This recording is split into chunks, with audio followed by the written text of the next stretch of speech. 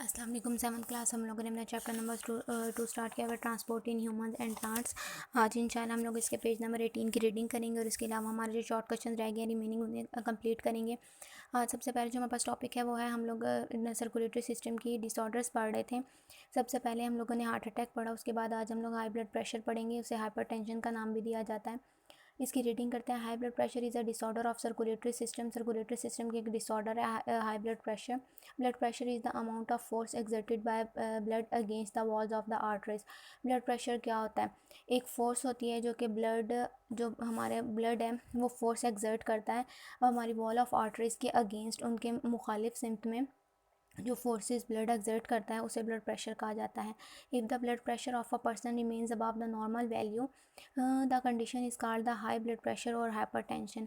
अगर एक normal amount से ज़्यादा वैल्यू से ज़्यादा किसी इंसान का पर्सन का जो ब्लड प्रेशर है वो अबव हो जाता है, ज़्यादा हो जाता है, तो उसे blood pressure, high blood pressure और हाइपरटेंशन का नाम दिया जाता है। जो नॉर्मल वैल्यू है वो है 120/80। The increased blood pressure can damage blood vessels and the result may be the failure of kidneys and heart। जो हाई ब्लड प्रेशर का ज़्यादा होना, ब्लड प्रेशर का नॉर्मल अमाउंट से ज़्यादा हो जाना ब्लड वेसल्स को डैमेज कर सकता है, जिसकी वजह से फेलियर ऑफ किडनी हो सकता है, किडनी वगैरह फेल हो सकते हैं और हार्ट वगैरह का भी प्रॉब्लम हो सकता है। People with high blood pressure may have the symptoms such as headache, fatigue, blurred vision, nose bleeds etcetera. वो लोग जिन्हें हाई ब्लड प्रेशर का मसला होता है उनकी जो कॉमन सिम्टम्स हैं वो हेडेक, सर में दर्द का होना, फैटीग, थकावट का महसूस होना, ब्लड विजन, धुंधला नज़र आना और नोज़ की ब्लीडिंग वगैरह होना। Foods high in fat, high salt intake, smoking, obesity, diabetes, lack of exercise etcetera raise the risk of high blood pressure. जो हमारी फूड है नॉर्मल अमाउंट डेली रूटीन में फूड का फैट्स के ज़्यादा फूड के अंदर फैट्स की अमाउंट का ज़्यादा होना, साल्ट का ज़्यादा होना, उसके बाद स्मोकिंग, मोटापा, डायबिटीज़, शुगर वगैरह और एक्सरसाइज की कमी होना, जिसकी वजह से फ़िज़िकल एक्टिविटीज़ वगैरह का कमी होना ज़्यादातर जो हाई ब्लड प्रेशर है उसकी वजह बनता है। उसके बाद नेक्स्ट हमारे पास है डायबिटीज़। डायबिटीज़ क्या है? Sugar. Diabetes is a disease in which a person has high blood sugar.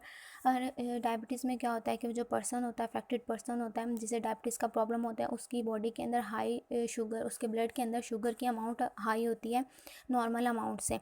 Because body does not produce enough insulin, क्योंकि जो बॉडी है वो ज़्यादा अमाउंट में इंसुलिन प्रोड्यूस नहीं कर रही होती। Insulin is the chemical that is produced in our pancreas. Insulin क्या है? इंसुलिन एक नेचुरल केमिकल है जो कि हमारी पैंक्रियाज के अंदर प्रोड्यूस होता है। Insulin helps to decrease blood sugar. जो इंसुलिन है वो ब्लड शुगर को डिक्रीज़ करने में हेल्प करता है। Without insulin a person develops diabetes. अगर किसी इंसान में इंसुलिन की कमी हो जाती है किसी वजह से, उसकी बॉडी नॉर्मल अमाउंट में इंसुलिन प्रोड्यूस नहीं कर रही होती, तो उसकी वजह से उस पेशेंट को डायबिटीज़ जैसी बीमारी हो सकती है।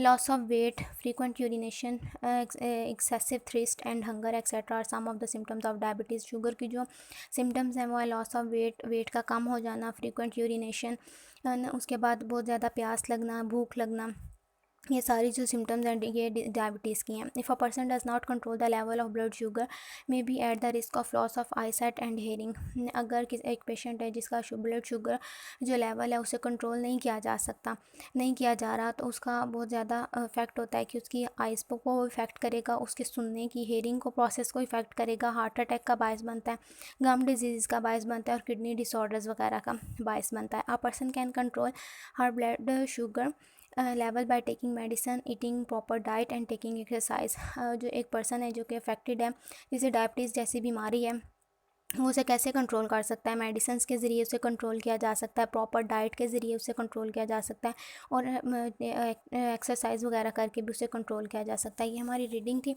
इंशाल्लाह जो आज हम लोग अपने रिमेनिंग शॉर्ट क्वेश्चन रह गए उन्हें कंप्लीट करेंगे। सबसे पहले हमारे पास फर्स्ट जो शॉर्ट क्वेश्चन है वो डिफाइन डायबिटीज़। डायबिटीज़ क्या है ये भी हमने पढ़ा।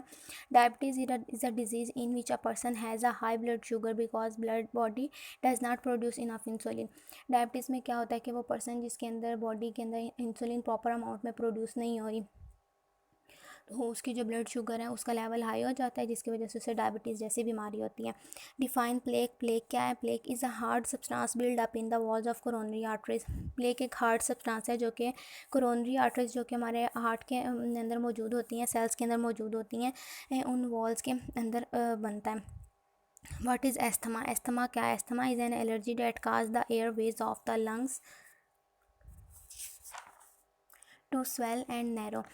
एस्थमा क्या है? एस्थमा एक ऐसी एलर्जी है जो कि एयर के जो हमारे लंग्स से तक एयर जाती है उसको जो उसका सारा रास्ता है उसे स्वेल कर देती है और नैरो कर देती है, छोटा कर देती है, जिसकी वजह से एक एलर्जी की फॉर्म है, जिसकी वजह से एस्थमा जैसी बीमारी हो जाती है। Where does valve is present? Valve कहाँ प्रेजेंट होते हैं? Valve is present between atrium and ventricle on the both sides of the heart. जो वाल्व हैं वो हमारे हार्ट के अंदर यहाँ हार्ट के प्रोसेस में मौजूद होते हैं। जैसा कि ये आर्टरीम और वेंट्रिकल जो कि हार्ट के अंदर मौजूद होते हैं ना, आर्टरीम और वेंट्रिकल उनकी दोनों साइडों पे मौजूद होते हैं, उन्हें वॉल्व कहा जाता है।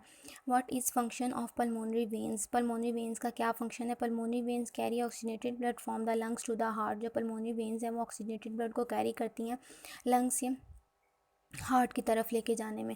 ये हमारे शॉर्ट क्वेश्चन थे। आज हमारे शॉर्ट क्वेश्चन कंप्लीट हो चुके हैं। इंशाल्लाह रिमेनिंग जो हमारा रह गया वो हम नेक्स्ट लेक्चर में करेंगे। आप लोगों ने इन्हें अच्छे से याद भी करना है, अपनी नोटबुक्स पे नोट भी करना है। Thank you. अल्लाह हाफिज़।